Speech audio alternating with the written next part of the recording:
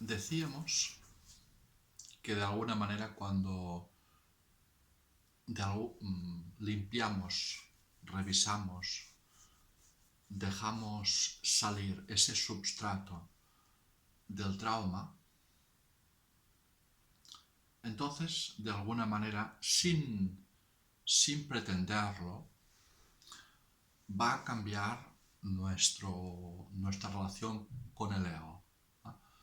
Es decir, cuando de alguna manera somos capaces de liberar la energía traumática,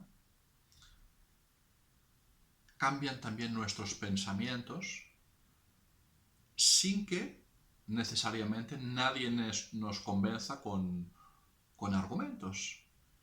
Y eso tiene un sentido muy fácil de entender, es decir, el ego de alguna manera está en equilibrio con el traumatismo. Lógicamente, en la medida que cambiamos la naturaleza de ese traumatismo, el ego también va a posicionarse de otra manera y por tanto también va a mantener otra posición con el mundo.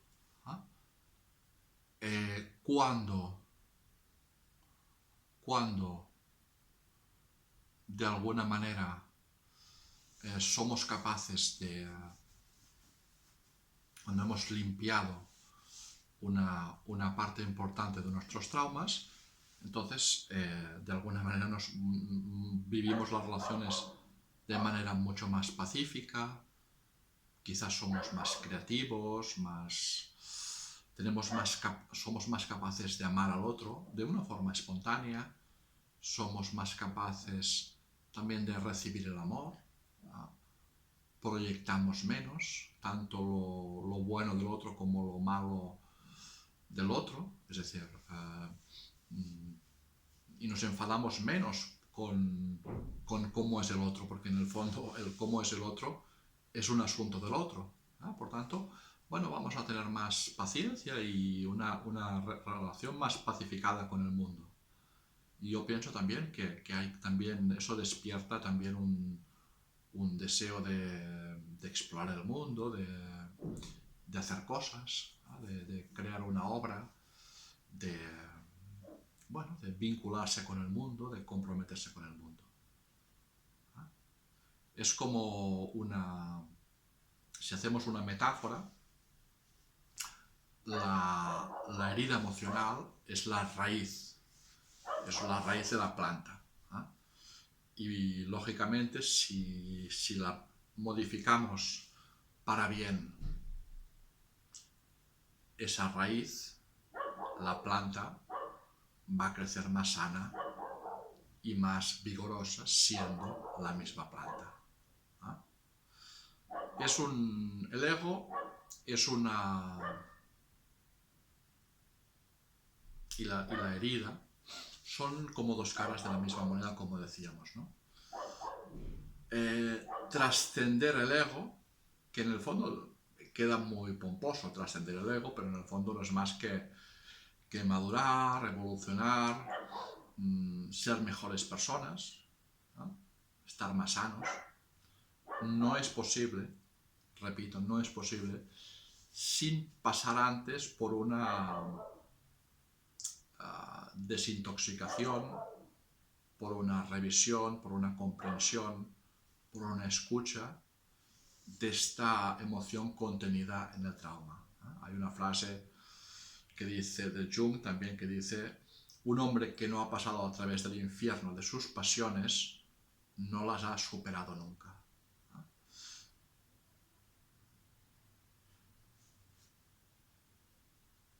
El ego se basa en el miedo. Diríamos la característica del ego básicamente es el miedo, en resistir. El ego no da potencia ni valor a la propia capacidad del ser humano. El ego te dice: haré esto cuando me adelgace, cuando esté más tranquilo, el ego proyecta su sombra en los otros para no aceptar lo que no es asumible para él, para no ver. Entonces decimos, sí, ese sí que es malo, ese sí que es egoísta, ese sí que es agresivo, pero yo no. Esa es un poco la función del ego, es como esconder el trauma, no ver el trauma, resistir para no ver el trauma. Por eso que todo lo que nos irrita de los otros puede ser un indicador, una brújula para que nos lleva a un entendimiento de nosotros mismos.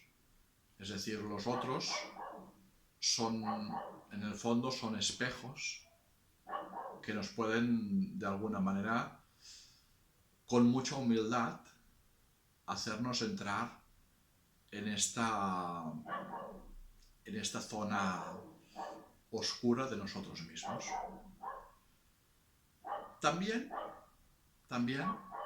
podemos, normalmente en procesos de idealización o de enamoramiento, no olvidemos que la idealización es poner todo el valor en el otro, pero a costa de retirarnos el valor a nosotros mismos.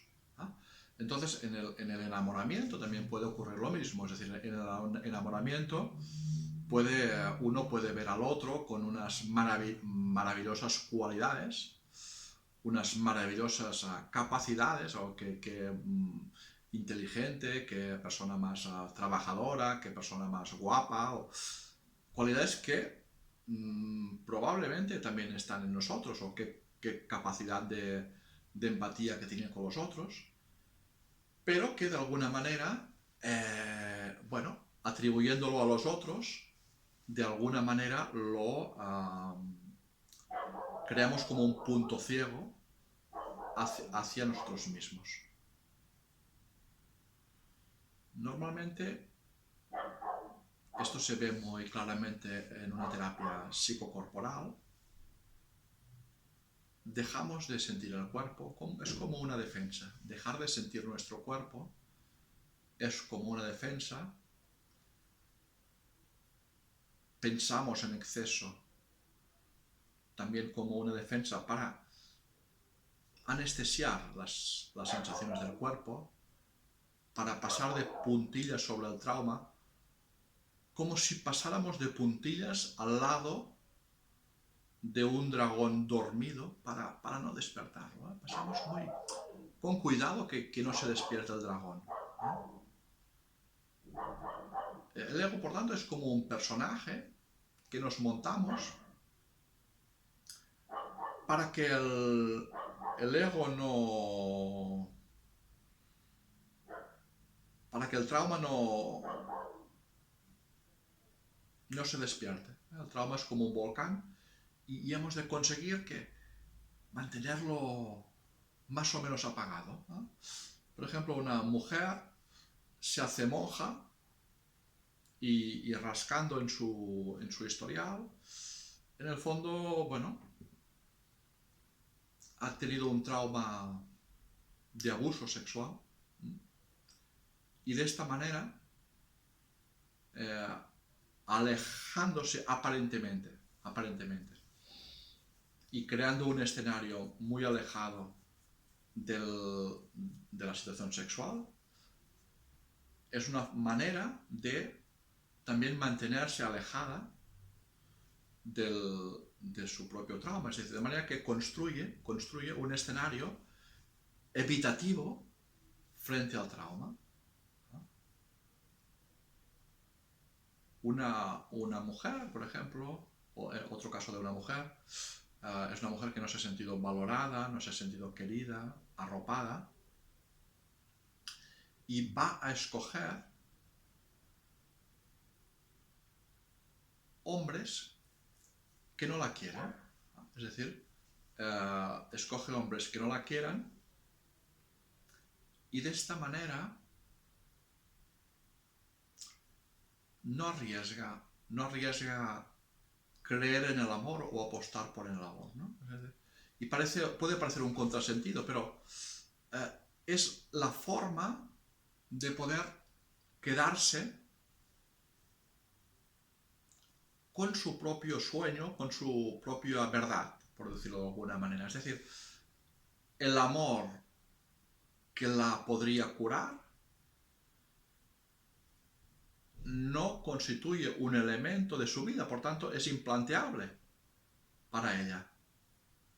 Y además también está el peligro de que si se dejara vivir el amor de alguien, estallaría en una emoción tan inmensa que sería difícil controlarlo, porque el amor despierta la carencia. Es decir, si alguien le da amor, le despierta precisamente la carencia del no amor. Y ella, por tanto, vive a medias. ¿Ah?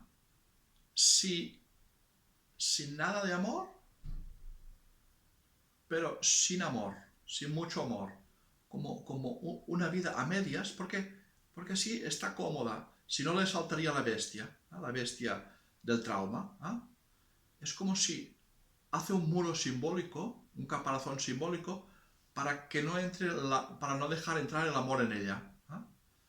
Aunque, paradójicamente, la curación significa o implicaría atravesar este muro. Muchas veces, cuando alguna persona en la relación sexual o en la relación amorosa,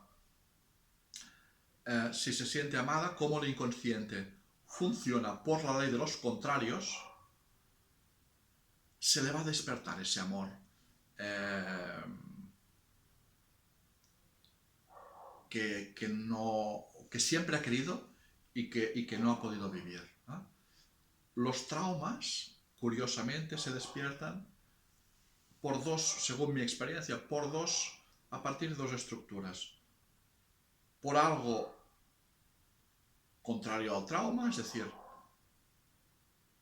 y el amor es lo más alejado y contrario al trauma de la carencia que existe, y después por similitud, es decir, una persona que de alguna manera ha vivido, por ejemplo, en el Vietnam, por ejemplo, ha sufrido un ataque, diríamos, de su batallón, ¿no? y ha vivido de forma traumática explosiones de todo tipo.